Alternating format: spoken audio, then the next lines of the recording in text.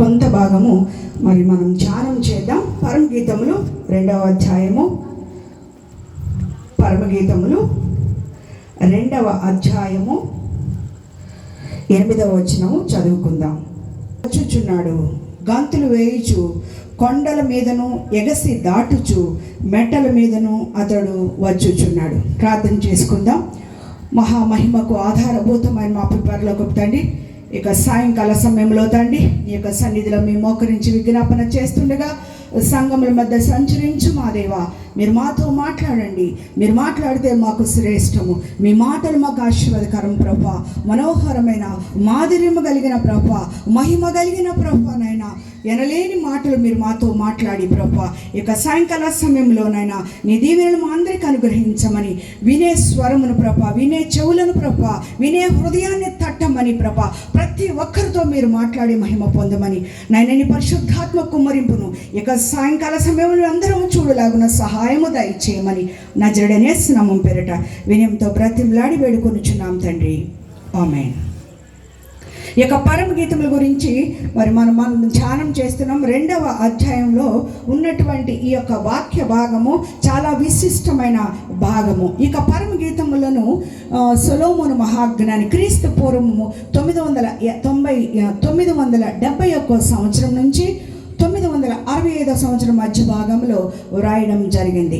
ఇక సామెతల గ్రంథాన్ని రచించిన సొలొమోను రచించిన పరమగీతము అంటే పరలోకములో ధ్యానము చేసేది, పరలోకములో ఆ పరిశుద్ధ దేవుని దగ్గర ఉండి ఆలపించేది, అక్కడ ఎలా ఉండాలి అని నేర్పించేదే ఈ పరమగీతములో దేవుడు సంఘముతో మాట్లాడతాడు, సంఘము దేవునితో మాట్లాడుతుంది. ఇక్కడ 2వ అధ్యాయంలో ఈ యొక్క 8వ వచనంలో ఆలకించుడి, ఎవరికో చెప్తుంది సంఘము, ఆలకించుడి, నా యొక్క ప్రియుని స్వరము వినబడుచున్నది. ఈ లోకంలో మనం జీవిస్తూ ఉన్నాం, మనకి ప్రియమైనవి చాలా ఉన్నాయి, ప్రియమైనటువంటి అంశాలు చాలా చూస్తూ ఉన్నాం మనం. కొంతమందికి పిల్లలంటే ఇష్టం, కొంతమందికి ఆస్తులంటే ఇష్టం, కొంతమందికి మరి చాలా విధమైనటువంటి శ్రేష్ఠ భాగాలు చాలా ఇష్టంగా మాట్లాడుతూ ఉంటారు. కానీ ఇక్కడ సంఘము చెప్తుంది ఆలకించండి అని చెప్తుంది. రాత్రి కాల సమయంలో మనం ఎవరితో మరి పక్కంటి వాళ్ళతోటి ఆలకించండి, నా ప్రియుని స్వరం వినిపిస్తుందని మనం మాట్లాడుతూ ఉన్నామా?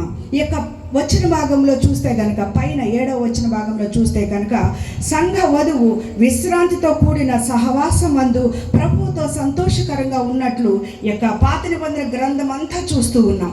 యేసు ప్రభు వస్తాడు, మొదటి రాకడ సమయంలో ఆయన వస్తాడు అని పాత నిబంధన గ్రంథం అంతా సెలవిచ్చింది. పాత నిబంధన గ్రంథంలో అనేక విధాలుగా దేవుడు మాట్లాడాడు, ఆయన వస్తున్నాడని ఈ మొదటి రాకడలో చెప్తూ ఉంది. ఇప్పుడు 2వ రాకడ సబ్జెక్ట్ ఇదంతా. 2వ రాకడ గురించి మాట్లాడుతుంది 2వ అధ్యాయంలో. 2వ రాకడలో బబులోను చెర నుంచి ఇశ్రాయేలీయులు ఏ విధంగా విడిపించారో ఆ యొక్క 70 సంవత్సరాల చెర గురించి మనం నేర్చుకున్నాం చాలాసార్లు. దేవుడి నుంచి ఎడబాటైపోయిన ఈ క్రైస్తవులు, దేవుడి నుంచి ఎడబాటైనటువంటి ఇశ్రాయేలీయులు ఏ విధంగా బాధపడుతున్నారు, దేవునికి ఏ విధంగా దూరం అయ్యారో, దేవుని బిడ్డలు సహవాసముతో దేవునికి ఎందుకు దూరంగా ఉంటున్నారో మనము ధ్యానం చేయవలసిన అంశాలు ఉన్నాయి. ఈ యొక్క సమయంలో సంఘము చాలా దూరంగా ఉంటుందండి. మనం కూడా మన జీవితాల్లో మరి చాలా దూరంగా గడుపుతాం. దేవుడు మన జీవితాలు దూరం అయితే కనుక చాలా దుర్భరమైన జీవితాలు. ఆయన ఆశీర్వాదానికి లోపడితే కనుక మరి తండ్రికి దూరం అయిపోయిన తప్పైన కుమారుడు ఏ విధంగా పంది పొట్టు తినవలసి వచ్చిందో అక్కడ ఉన్నటువంటి ఆ జీవితాన్ని తలుచుకుని ఎలా దుఃఖిస్తున్నాడో మనము కూడా విశ్వాసముగా అనేక సార్లు తప్పిపోతూ ఉంటాం, అనేక సార్లు దేవునికి దూరంగా ఉంటాం. ప్రభువు లేని జీవితం చీకటిమయమని మనం మర్చిపోతూ ఉంటాం. ఆయన సహవాసంలో, ఆయన స్నేహంలో గడపాలి. దేవుని సహవాసము ఎంత ప్రాముఖ్యమైనదో ఇక్కడ చెప్తుంది. అందుకని ఆలకించండి అని చెప్తూ ఉంది. ఆలకించండి, నా ప్రియుని స్వరము వినబడుచున్నది. ఇక రాత్రికాల సమయంలో దేవుడు నీతో మాట్లాడుతున్నాడు. నీ ప్రియమనేది ఏంటి? ఉద్యోగమా? ఆశీర్వాదం? దేవుని దగ్గరికి వస్తే ఆశీర్వాదం అడుగుతాం, దేవుని దగ్గరికి వచ్చే స్వస్థత అడుగుతాం, దేవుని దగ్గరికి వస్తే అన్నీ కావాలి. కానీ దేవుడు నీతో ఉన్నాడా? ఆయనతో పెనవేసుకున్న జీవితం నీతో ఉన్నావా? ఆయనతో నువ్వు ఉన్నావా? మరి ఇవన్నీ మాట్లాడుతుంది. ఆలకించండి అని చెప్తుంది. పాత నిబంధన కాలం అంతా కూడా ఆలకించండి ఆలకించండి అని పాత నిబంధన కాలంలో ఉన్న వాళ్ళందరూ కూడా పాత నిబంధన గ్రంథంలో ఉన్న అందరూ ఆయన స్వరమును విన్నారు, ఆయన చూశారు. ఎలా అంటే ప్రవచనాల ద్వారా, దర్శనముల ద్వారా మాట్లాడాడు దేవుడు వారితోటి. అలాగే అవిశ్వాసితో చెప్పిన ఇవన్నీ అర్థం కావు, విశ్వాసితో చెప్తేనే ఇవన్నీ అర్థమవుతాయని ఈ యొక్క సంఘము, ప్రియమైన సంఘము, షోలమిత్ అనే సంఘము, పెండ్లి వధువు అనే సంఘము, పైకెత్తబడే సంఘము మాట్లాడుతూ ఉంది. ఆలకించండి, ఆయన త్వరగా వస్తున్నాడు. మనమేం చేస్తున్నాం? మన పనిపాటల్లో ఉంటున్నాము. ఆయన రాకడ ధ్వని మనం వినపడట్లేదు. మొదటి రాకడ సువార్త, మొదటి రాకడ యొక్క స్వరాలు ప్రవక్తల ద్వారా, సూచనల ద్వారా, గుర్తుల ద్వారా విన్నారు. పాత నిబంధనలో ఉన్న విశ్వాసులు మెస్సయ్య వస్తాడు అని ఆయన కొరకు ఎదురు చూశారు. ప్రవచన ద్వారా, వాగ్దానాల ద్వారా, దర్శనాల ద్వారా, బోధకుల ద్వారా, మత ఆచారాల ద్వారా వారు విన్నారు, గ్రహించారు. నేటి కాల విశ్వాసులు స్వస్థతల కొరకు ఎదురు పరిగెడుతున్నారు. నేటి కాలం విశ్వాసులు మరి గుడ్డి వారి వలె ఉంటున్నారు.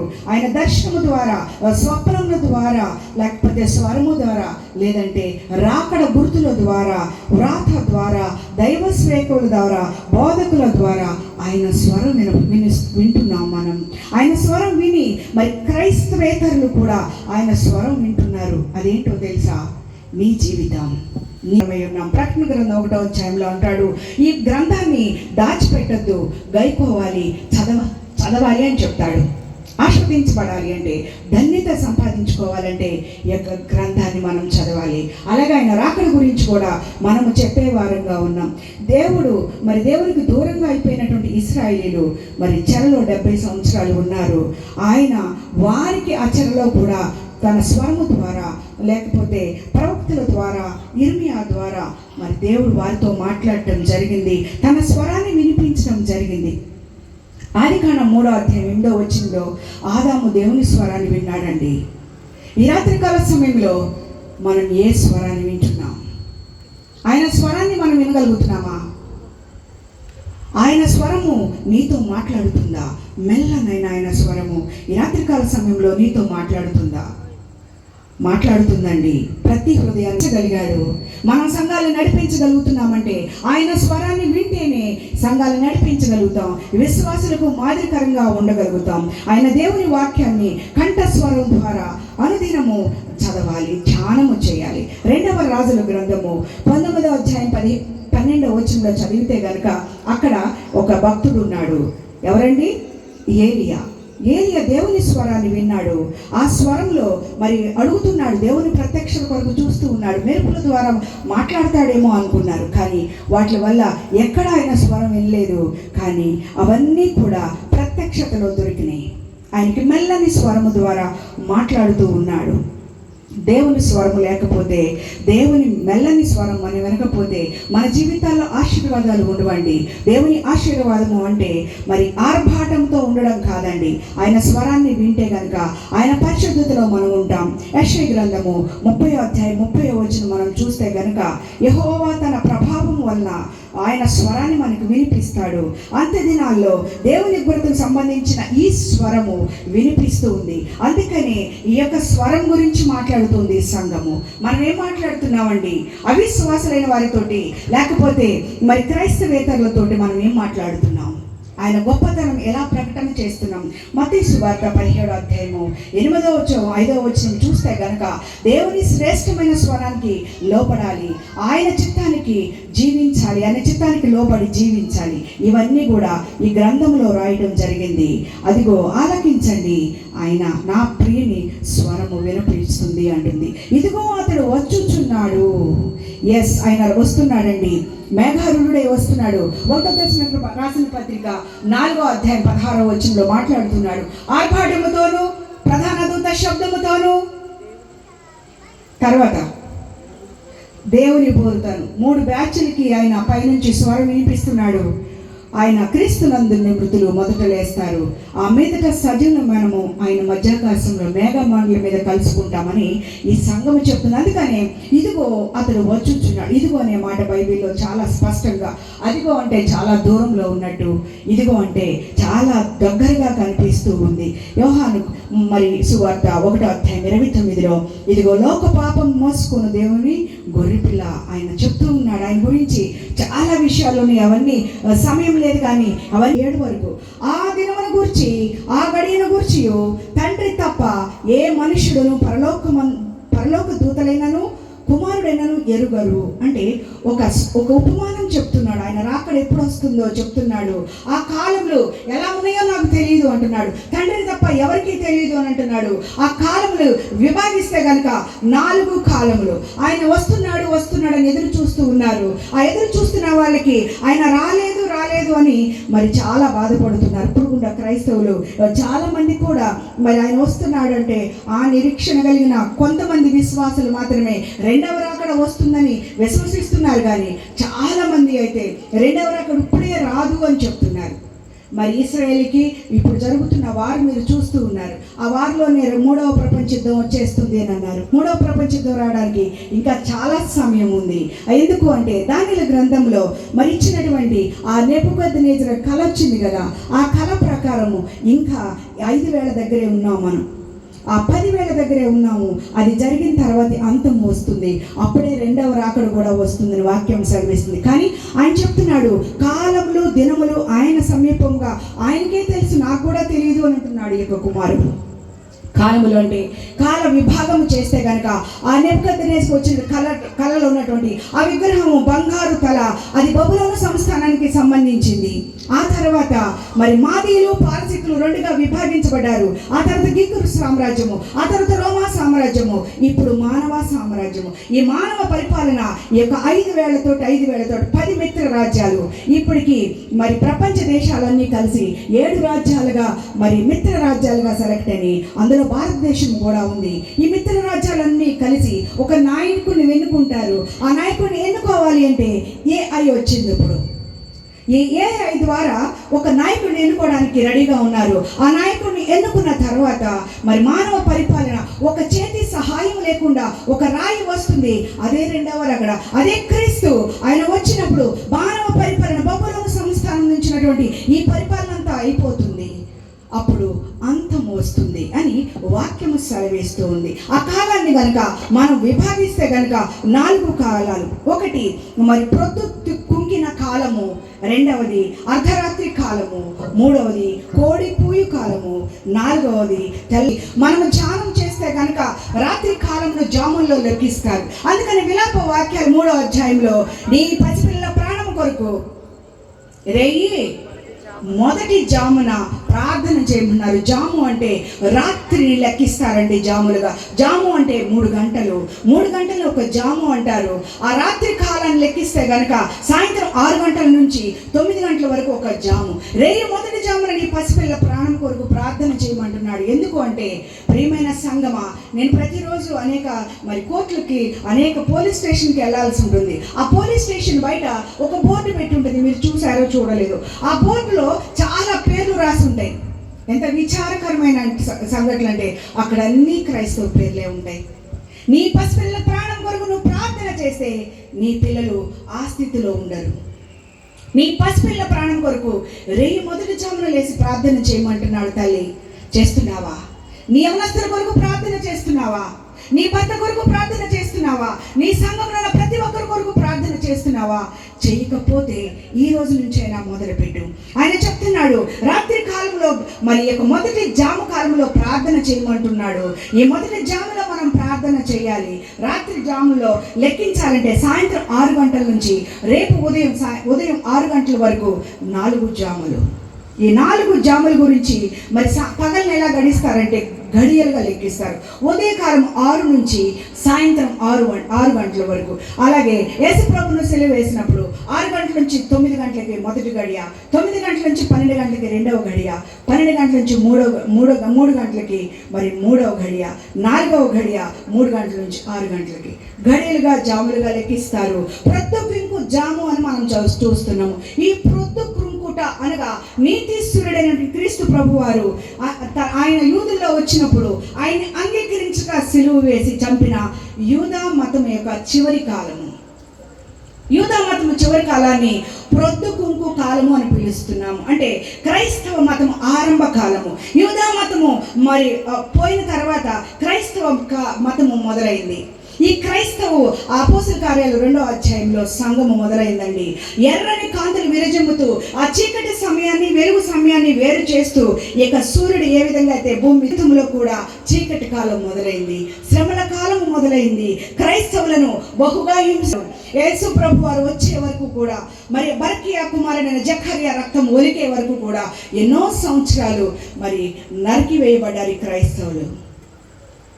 290 సంవత్సరాలు 19 రాజులతోటి యూదా మరి ప్రవిష్లందరూ చంపివేయబడ్డారు. నీరో చక్రవర్తి ఒక్క రోజునే 60 లక్షల మందిని కాల్చివేయడం జరిగింది. క్రైస్తవులు యూదులందరూ మరి కోయవేయబడ్డారు, మరి చంపివేయబడ్డారు. అయినప్పటికీ క్రైస్తవ్యము ఏ విధంగా అయితే మరి నరికివేయబడిందో అలాగే నీరో చక్రవర్తి కాలంలో కూడా క్రైస్తవులందరినీ కూడా ఒక మరి ఈ యొక్క స్తంభాలకి కట్టి దాని మీద తారు పోసి అంటించిన సంఘటనలు ఎన్నో ఉన్నాయి. ఎన్ని ప్రాణాలు పోయని. అది ప్రొద్దు కృంకు కాలము. ఈ ప్రొద్దు కుంకు కాలము చీకటి సమయం వస్తుంది. ఆ చీకటి సమయంలో సూర్యుడు అస్తమించబోతూ ఉంటాడు. అలాగే నీతి సూర్యుడైనటువంటి ఆయన రాకడ కూడా అదే విధంగా ఉంది అని అంటాడు. అంటే ఆ జాములో యూదులందరూ ఎదురు చూస్తారు. వాళ్ళ కష్టాలు నష్టాలు తీర్చడానికి మెస్సయ్య వస్తాడని ఎదురు చూశారు. కానీ ఆయన రాలేదు కాబట్టి మరి దీపమైనటువంటి నీ వాక్యమున పాదములకు దీపము అంటున్నాడు. అలాంటి దీపము కలిగిన దీపము వలె ఉన్న ఈ వాక్యము మరుగున పడిపోయిందండి. ఆ బైబిల్లో ఉన్నటువంటి ఆ యొక్క సంఘ కాలము కూడా దాచబడి ఉంది. అదే అర్ధరాత్రి కాలము, అదే మతోద్ధరణ కాలము, మార్టిన్ లూథర్ వచ్చినటువంటి కాలము. మొదటి సంవత్సరం నుండి 12వ క్రొత్త నిబంధన కాలానికి మధ్య కాలము 400 సంవత్సరాలు దేవుడు ఈ యొక్క ప్రజలతో మాట్లాడలేదు, మానవుడితో మాట్లాడలేదు. ఆ యొక్క 400 సంవత్సరాలని సైలెంట్ పీరియడ్ అని పిలుస్తారు. పాత నిబంధన కాలానికి వెంటనే మరి మత్తయి సువార్త మొదలవుతుంది మనకి, కానీ మొదలవలేదండి. ఆయన 400 సంవత్సరాలు మా యొక్క మానవులతో మాట్లాడలేదు, సైలెంట్గా ఉన్నాడు. అది అర్ధరాత్రి కాలము అని చెప్తున్నాం మనం. యొక్క అర్ధరాత్రి కాలంలో క్రైస్తవులు మౌనంగా ఉన్నారు, దాచబడి ఉన్నారు. క్రైస్తవులు ఎక్కడ మనమైతే ఎంత హాయిగా మరి సువార్త ప్రకటించుకుంటున్నామో చూడండి. మరి నేను లోపలికి వచ్చినప్పుడు చూస్తే కింద సిస్టర్స్ కానీ వీళ్ళు కానీ మరి తెల్లటి వస్త్రాలు వేసుకుంటే పరలోకం ఉన్నట్టుంది. ఎంత చక్కగా ఉందో చూస్తే ఇక్కడే ఉందా పరలోకం అనుకున్నా నేను. ఎందుకంటే వీళ్ళందరూ తెల్లని వస్త్రములు ధరించారు. రేపు కూడా పరలోకంలో మనందరం కూడా దేవదూతల వలె ఉంటాము. ఆయన సన్నిధిలో మరి ఈ విధంగానే ఉంటాము మనం. ఇది అర్ధరాత్రి కాలము. బైబిల్ కనపడితే కాల్చివేశారు. డైక్లోషియన్ అనే చక్రవర్తి మరి ఆయన బంగారు పత్రం ఇచ్చారు. ఎందుకో తెలుసా? ఒక్క క్రైస్తవుడు లేకుండా చంపివేయబడ్డారని ఆయనకి బహుమతి ప్రదానం చేయబడింది. అప్పుడు కూడా క్రైస్తవులు దేవుని కొరకు ఎదురు చూశారు, ఆయన రాలేదు. ఒక కోడిలాగా కూశాడు. అలాగే ప్రజలందరూ బైబిల్ని పట్టుకోవడం మొదలు పెట్టారు. ఒకరి తర్వాత ఒకరు సువార్త చెప్పడం మొదలు పెట్టారు. అనేక సంఘాలను స్థాపించారు, సంఘ శాఖలను స్థాపించారు, డినామినేషన్స్ మొదలైనవి. అందుకని అది కోడి కూసే కాలము. సువార్త విరివిగా ప్రకటించబడింది. అయినా కానీ ఆ జాములో ప్రభు వస్తాడని ఎదురు చూశారు, కానీ రాలేదు. 4వది తెల్లవారు జాము కాలము, అనగా ప్రభు 2వ కాలము. సూర్యుని యొక్క ఆ సృష్టి ఎలా అయితే భూమి లోపలికి ఆ సూర్యుని వెలుగు సృష్టిలోకి ఎలాగ వస్తుందో అలాగే ఆయన రాకడ కాలం అంతా ఈ లోకానికి వస్తుంది. కాబట్టి ఈ యొక్క టైం దగ్గర 2వ రాకడికి సూచనగా కనిపిస్తుంది. ఆలకించండి, నా ప్రియుని స్వరము వినిపిస్తుంది. ఆయన స్వరం వినిపిస్తుంది. ఆ స్వరానికి లోపడాలి మనము. ఆయన ఎంత అద్భుతకరుడో ఆయన చూస్తూ ఉన్నాడు.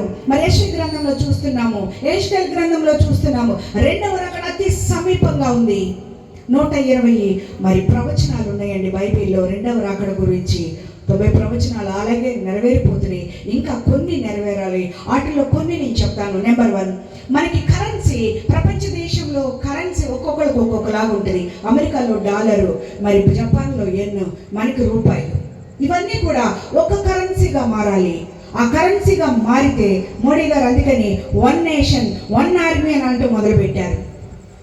ఈ యొక్క కరెన్సీ అందరికీ ఒకే కరెన్సీ రాబోతుందండి. ఎందుకంటే ఇప్పుడు ఇదివరకు పాకెట్లో డబ్బులు ఉన్నాయి, ఇప్పుడు లేవు. ఏముంటున్నాయి? కార్డులు ఉంటున్నాయి. ఆ కార్డు యూజ్ చేస్తున్నాం మనం. అలాగే ఈ కార్డు యూజ్ చేస్తున్నాం కాబట్టి కరెన్సీ అంతా ఈక్వల్గా ఒకటే ఉంటుంది. అది రాబోతుంది. మరి ఇది వచ్చిన తర్వాత నెంబర్ 2 యెరూషలేము దేవాలయం కట్టబడుతుంది. యెరూషలేము దేవాలయం కట్టబడాలి అంటే ఈ యొక్క సంఖ్యాకాండము మరి 19వ అధ్యాయంలో ఒక మరి పాప పరిహారార్థ బలి ఉంది. ఆ పాప పరిహారార్థ బలి ఏముంటుంది అంటే సంఖ్యాకాండం 19వ అధ్యాయంలో బలి చూస్తున్నాం. అక్కడ ఒక ఎర్రని పెయిన్ తీసుకొస్తారు. ఆ ఎర్రని పెయిన్ తీసుకొచ్చి దాన్ని ఒక యాజకుడు చూసి అది బాగుంది, ఎలాంటి ప్రాబ్లం లేదు అన్నప్పుడు దాన్ని తీసుకెళ్ళి వధిస్తారు. వధించినప్పుడు మరి దాన్ని బూడిదను చేస్తారు. దాన్ని వధించక ముందు దాని పేడను ఒక మట్టితో కలిపి 2 పాత్రలు చేస్తారు. ఆ పాత్ర పేరు కలాల్. ఆ కలాల్ పాత్రను 2 పాత్రలు తీసుకొచ్చి గేటు బయట 2 పక్కల పెడతారు. ఒక పాత్రను తీసుకెళ్ళి ఆ దహించినటువంటి ఆ భస్మాన్ని బూడిదను ఒక కుండలో వేస్తారు. ఇంకొక కుండలో పారే జలము దగ్గరికి వెళ్ళి యోర్దాను దగ్గరికి వెళ్ళి ఆ జలమును తీసుకొని వస్తారు. ఈ జలములో ఒక చిటికెడు దానిలో వేసి ఆ పాప పరిహారార్థ జలాన్ని మరి పవిత్రం అయిపోయింది దాని నెత్తి మీద చల్లుకొని ఆ యొక్క ఎర్ర పెయి కొరకు 21 సంవత్సరాల నుంచి ఇశ్రాయేల్ ప్రభుత్వం సాధ్య చేసింది. ఇప్పటికి ఎర్ర పెయిలు 6 తీసుకొచ్చింది. చివరికి వాళ్ళు 6 సంవత్సరాలు పెంచిన తర్వాత తోకలో నల్ల మచ్చ ఉందని దాన్ని వదిలేశారు. ఇప్పుడు కొలంబియా రాష్ట్రంలో మెలోడీ అనే ఒక ఎర్ర పెయి దొరికింది. దాన్ని తీసుకొచ్చి మరి పెంచుతున్నారు. ఈ సంవత్సరము నవంబర్లో మరి దాన్ని కనుక బలి ఇస్తే కనుక మరి ప్రతిష్టత ఆ బలి మరి నైవేద్యము స్టార్ట్ అవుతుంది. ఇప్పటికే మరి ఇశ్రాయేలీలు బలిపీఠం కట్టారు. బలిపీఠం మీద రక్త ప్రోక్షణ జరగాలి అంటే 12 మంది గోత్రాలు రావాలి. ఇప్పటికి 11 మంది గోత్రికులు మరి ఇశ్రాయేల్ దేశం వెళ్ళారు. ఒక దాను గోత్రం వాళ్ళు మధ్య ఆసియాలో ఉన్నారు. వాళ్ళు రాము అంటున్నారు. వాళ్ళు ఏ విధంగా తీసుకొచ్చి 12 గోత్రాలు అక్కడ నిలబడి ఆ 12 గోత్రాల ప్రకారం జరిగితే ఆ యొక్క దేవాలయం కట్టబడుతుంది. ప్రకటన గ్రంథంలో ఉన్నది. దేవాలయం కట్టబడిన తర్వాత మొదటి ఆరాధన చేస్తూ ఉన్నప్పుడు ఆ యొక్క హేయమైన విగ్రహాన్ని అక్కడ తీసుకొస్తాడు. అప్పుడే మధ్యాకాశంలో భూరధ్వని వినిపిస్తుంది. అంటే సంగమ రెండవ రాకడ అతి సమీపంగా ఉంది. ఈ దాను గోత్రికులు ఇశ్రాయేల్ దేశం వెళ్తే చాలు. పోయిన నెల 12వ తారీఖున మరి మణిపూర్లో, మన దేశంలో ఉన్న మణిపూర్లో 5,000 మంది మరి యూదులను తీసుకొని వెళ్ళారు. దానికి 670,000 కోట్ల రూపాయలు వినిపిస్తుంది. ఆయన మెల్లని స్వరం వినిపిస్తుంది. ఆయన రెండవ రాకడ అతి సమీపంగా ఉంది. అంటే అన్నీ జరుగుతూనే ఉన్నాయి. అబ్రహాముకి శాశ్వతమైన ప్రేమతో నిన్ను ప్రేమిస్తానన్న వాగ్దానాన్ని ఎప్పుడు నెరవేర్చాడో తెలుసా? 1948 మే 14న కనాను దేశంలో అడుగు పెడతావు అని ఆ వాగ్దానాన్ని 1948వ సంవత్సరము మే 14న ఇశ్రాయేల్ దేశము స్వతంత్ర దేశమైంది. అంటే మనమే చూస్తూ ఉన్నాం దేవుని ఆ యొక్క ప్రవచనాలు ఏ విధంగా నెరవేరుతున్నాయో. ఇరాన్ అధ్యక్షుడు మహమ్మద్ నిజాద్ ఈ యొక్క ప్రపంచ పటంలో ఇశ్రాయేల్ లేకుండా చేస్తానన్న అదే రోజున అంటే 1948 మే 14న ఇశ్రాయేల్ దేశానికి స్వాతంత్రం వచ్చింది. సునాద సంవత్సరం 70 సంవత్సరాలు వాళ్ళకి 1948లో స్వాతంత్రం వచ్చింది. ట్రంప్, అమెరికా అధ్యక్షుడైన ట్రంప్ 2018 డిసెంబర్ 6వ తారీఖున యెరూషలేమును రాజధానిగా అనౌన్స్ చేశాడు. అంటే ఆయన యొక్క వాగ్దానాలు ఎంత రెడీగా ఉన్నాయో చూడండి, ఎంత చక్కగా నెరవేరుతున్నాయో చూడండి. ప్రియ సంగమా, ఆయన రాబోతున్నాడు, మేఘమండల మీదకి రాబోతున్నాడు. ఆయన ఆ యొక్క బిందుశాలకు మనల్ని తీసుకెళ్తున్నాడు. ఆయన ముందు మనం ఎలా ఉన్నాం? ఆయన ముందు మనం సువాసన జీవితం కలిగి జీవిస్తున్నామా? ఒకసారి మనం చెక్ చేసుకుందాం. నీ పరిమళ పుష్ప సుగంధములు నారోత హృదయమును నింపినవి. నీ పరిమళ పుష్ప సుగంధములు నారోత హృదయమును నింపినవి. ద్రాక్షారసధారల గానమరి, ద్రాక్షారసధారల గానమరి. నీ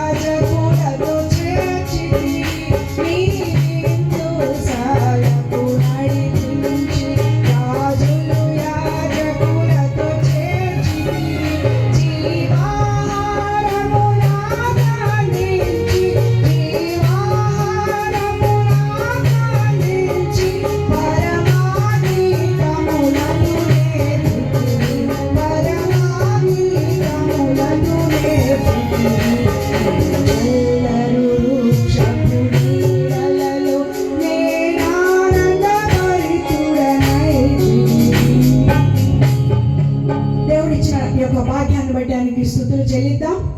సంఘముగా మనం సంసిద్ధంగా ఉండాలి.